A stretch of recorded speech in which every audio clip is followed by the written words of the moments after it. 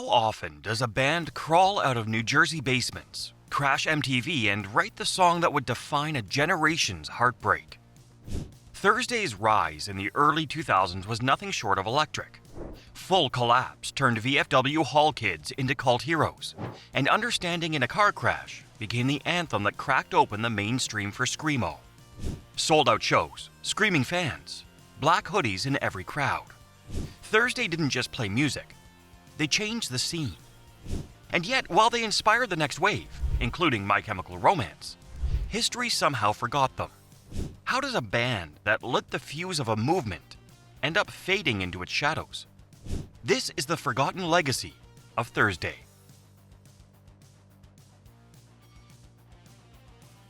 There was a moment, if you were there, you'll never forget it, when Thursday felt like the center of the universe. Jeff Rickley clutching the mic like it was oxygen, bodies flying off stages in Jersey basements, lyrics hitting harder than any diary entry you never let your parents read.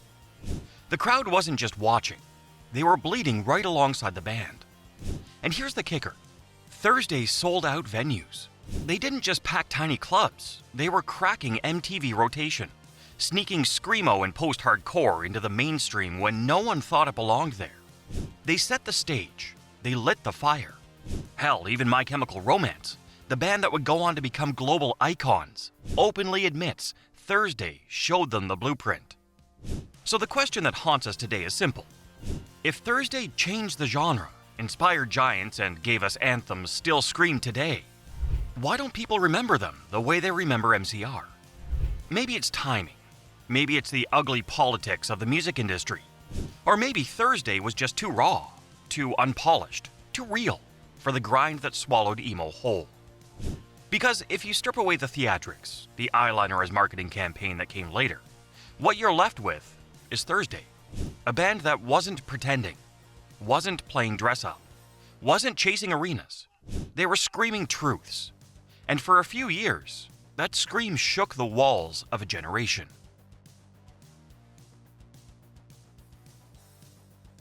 Early 2000s, Jersey basements, sweat dripping off low ceilings. Thursday weren't just playing shows, they were setting kids on fire with emotion. Then came Full Collapse in 2001. That record literally erupted. Understanding in a Car Crash hit like a lightning bolt. The song wasn't made for radio, but somehow it broke through anyway. MTV, Fuse, even mainstream kids who had no clue what post-hardcore meant, suddenly knew Thursday. Imagine switching through channels and hearing Jeff Rickley scream about mortality between a Britney video and a Limp Bizkit single. Unreal. One fan remembered sneaking out on a school night, grounded for a week after catching Thursday on TRL, because that's how badly they needed to see it happen live. Another described those basement gigs as like being crushed and saved at the same time. That was the magic. So what made it stick? It wasn't polish. Instead, the gruff cracks in Jeff's voice, the way the guitars sounded like the walls caving in. It felt dangerous, fragile, alive. That's what emo kids clung to. Thursday gave screamo post-hardcore its first real seat at the table, without sanding down the edges. They went from VFW halls to touring with Thrice and Coheed. Suddenly, the basement scene was filling theaters. Just imagine, the same band that had kids crowd surfing over sticky floors in Jersey was now headlining tours while their videos played on the same network as Destiny's Child. That kind of whiplash doesn't happen anymore. Let's be real, without Full Collapse, half the next wave of emo bands wouldn't have known where to start. Here's the raw truth. Thursday didn't chase fame. Fame stumbled into them because the world was starving for something this real. And for a minute, Thursday was more than a band. They were proof that screaming your guts out could actually change the room you were standing in.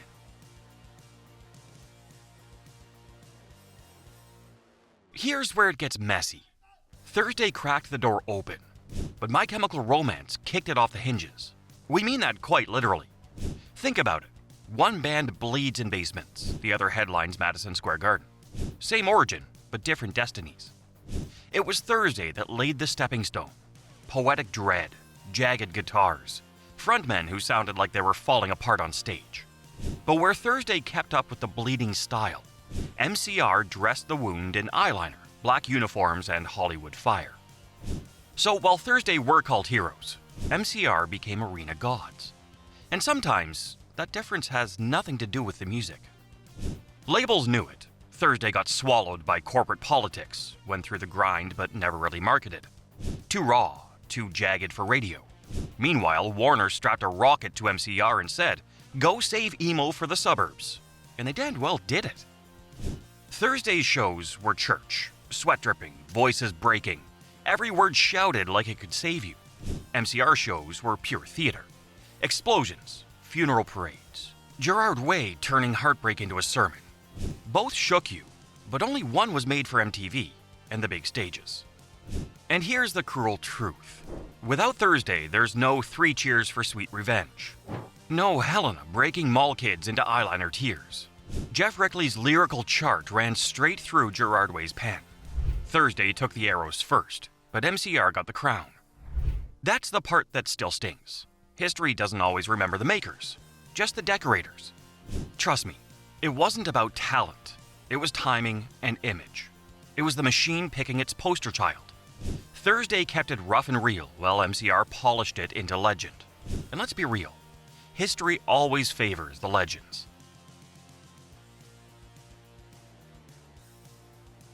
Here's where the Thursday story takes its darkest turn. Because every rise in emo has its cost, and for Thursday, it wasn't fame or fortune.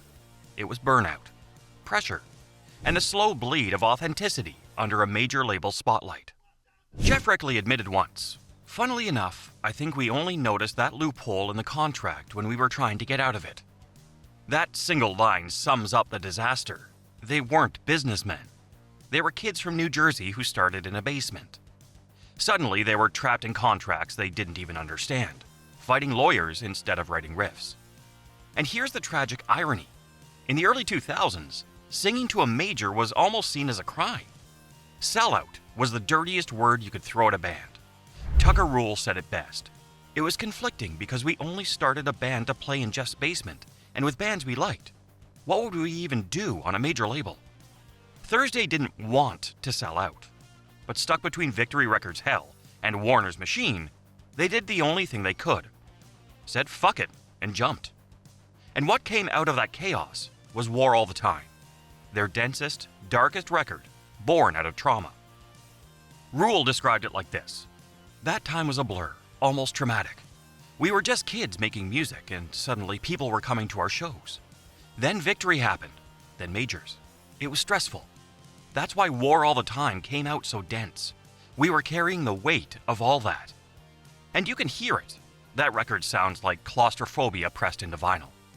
Jeff remembers fighting over single transitions for 8 hours straight. The band would argue over one measure of For the Workforce, Drowning, not because it was impossible, but because everyone thought they were right. He joked, "It's like too many cooks, but not in a kitchen. Too many cooks working on a NASA launch. You should never bring math into punk." That's Thursday in a nutshell.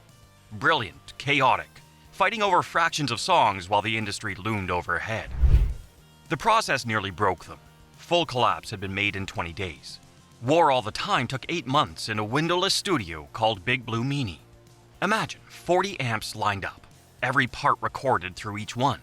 Weeks lost without a single note tracked. Rickley recalled, "It felt insane. No windows, day and night blurred. We lost our minds." And it wasn't just the studio. Thursday shows sometimes ended in fights. Gear smashed. Sets cut short. Jeff himself collapsed on stage more than once, adding to the legend of a band literally destroying itself in real time. Shockingly, that's torture disguised as art. And yet, somehow from that darkness, Thursday created a record that hit the Billboard Top 10. A record about war, love, and despair during the Iraq invasion. A record where Jeff asked the question no radio single would dare. What does love even mean in a world built on violence? This is where Thursday's refusal to compromise became both their badge of honor and their curse. They could have chased the same polished heartbreak anthems as their peers. Instead, they delivered This Song Brought to You by a Falling Bomb, a haunting minute and a half about tuning out the world's endless noise. And that's why Thursday never sat neatly on FM radio playlists. They weren't background music for prom night heartbreak. They were the sound of a society collapsing in real time. Even the band admitted the weight nearly destroyed them.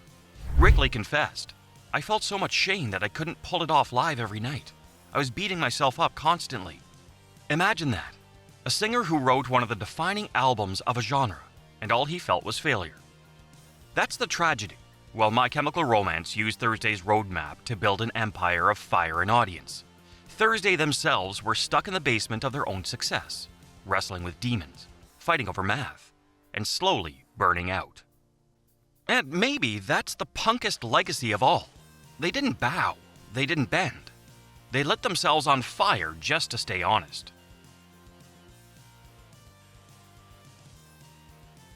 We all know Thursday didn't leave behind platinum records or Super Bowl halftime shows.